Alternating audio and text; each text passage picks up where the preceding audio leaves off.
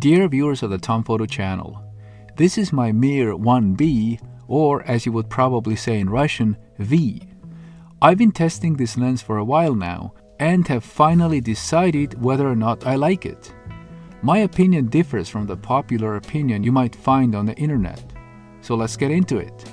I'll also determine the sharpness of this lens in my video. I've been using another well-known retro lens, the Helios 44-2, for a while, and I made several videos on it. Please see the links below. It's a lens I certainly like. What pushed me in the direction of the Mir-1B is the focal length of 37mm. The 58mm focal length of the Helios was a bit limiting.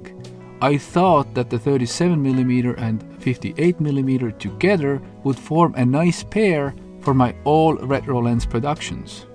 I thought that the Mir would be a wide-angle Helios essentially. My first impressions of the Mir-1B were very positive. It's among the best made lenses I've owned. The lens attempts to replicate the Carl Zeiss Flectagon from the 1950s, but maybe builds on it too. The Mir-1 did such a good job that it was awarded the Grand Prix at Expo 58 in Brussels. The lens was made for Zenith SLR cameras. It uses an M42 mount, although some use M49. It has very smooth rings with quite a bit of resistance. However, the markings on the aperture ring appear to be written in the wrong direction. This is only seemingly so. It's intentional. The Mir-1B uses the same ring logic as the Helios 44-2. My link below directs you to the exact relevant location in my Helios video down in the text box, where I talk about it in detail. Please check it out. The aperture ring does not click and the selection of f-stops is continuous, a good thing for video. The range of f-stops is 2.8 to 16. Combining f2.8 with a 37mm focal length makes it obvious that this is not a bokeh lens, unless you get very close to your subject. However, you cannot get very close because the shortest focusing distance is 70 centimeters. This is the first thing about the lens I'm not very happy about. The focusing ring is stiff but has a professional feel, kind of like it has hydraulic resistance. I like it, but it takes quite a bit of time to turn that ring.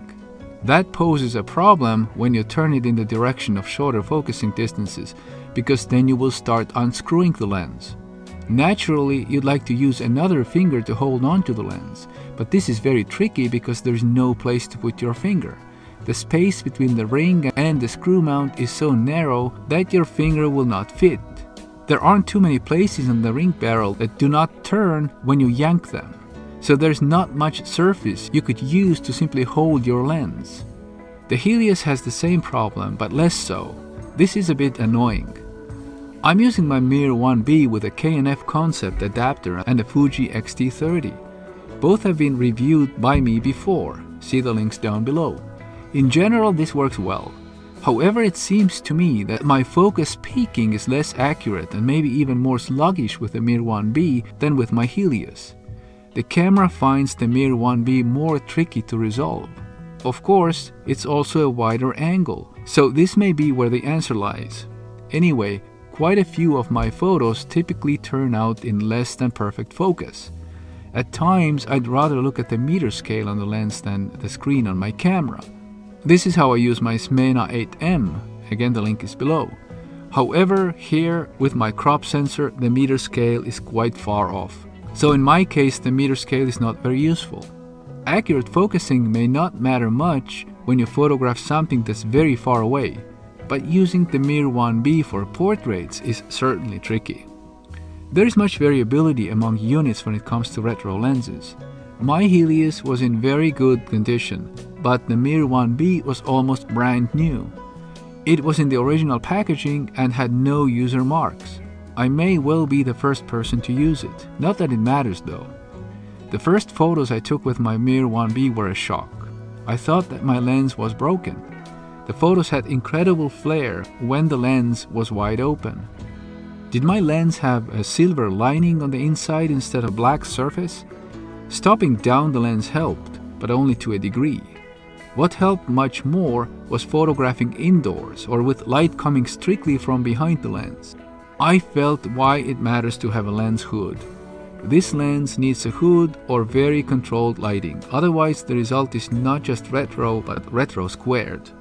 Of course, post-processing can help to fix it, most notably white balance control can help. I have a video to that effect linked for you down below. When you compare the Mir and Helios, you'll see that Mir's front element almost protrudes from the lens. It's very exposed. The front element of the Helios is buried deep inside, so the Helios has a natural hood to help against flare. Of course, the lenses also have very different focal lengths. I find that what also helps is using a higher contrast film simulation like Fuji Velvia or Pronag High. I also like to reduce dynamic range a bit for better results. I'm testing my lens with the Fujifilm X-T30. It is possible that it works much better with other cameras. I've shown previously that the image quality you get with the same lens varies with the camera it is attached to, even when both are top quality cameras with the same sensor size. In particular, I did not get the same bang out of my Nikon prime lens with Fuji as I did with Nikon. This is because the lenses tend to be optimized for their native cameras. See my video link to that effect down below. At this point I was quite disappointed. I thought that the Mir-1B was a curious item from the past for investigation, but not a practical solution for my camera. It could not be someone's only lens. Better to use it for Sunday projects where uniqueness takes precedence over image quality. I was certain I wanted to sell this lens quickly, until I tried it for video. The footage I was able to produce with it looks like it's straight from the earlier days of cinema, and that's just wonderful. Think about all the filters people put on their modern lenses to get this effect. My Mir-1B can do it straight out of the box. Many aspects that make a photo bad make a video interesting. All the flare and lack of detail and washed out colors can be very desirable in your dreamy style retro video. Plus the video can be edited and color graded. I can certainly see myself using the Mir-1B to produce videos to stand out among the accurate and sterile solutions. I use an ND filter for filming to reduce light. I noticed that the ND filter also helps with reducing the flare. It shouldn't really, but this is what I think I'm seeing. I also tested if it affects photo flare in a positive direction, and I want to say that it does. At least my Mir-1B seems to like my ND filter. I also put my link to the ND filter video down below for you.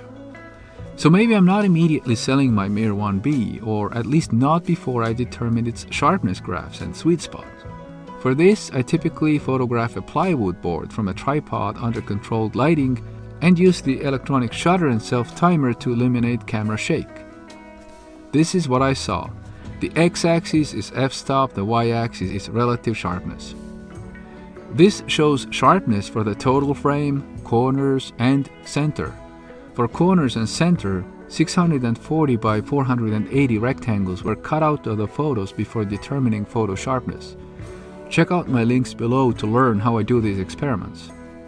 Note that the absolute values of corner, center, and total sharpness cannot be directly compared because the values were standardized, meaning divided by the maximum value of the series. I needed to do this because these three situations are measuring different parts of the photo, but still the trends are informative. The trends are quite similar to the Helios 44-2.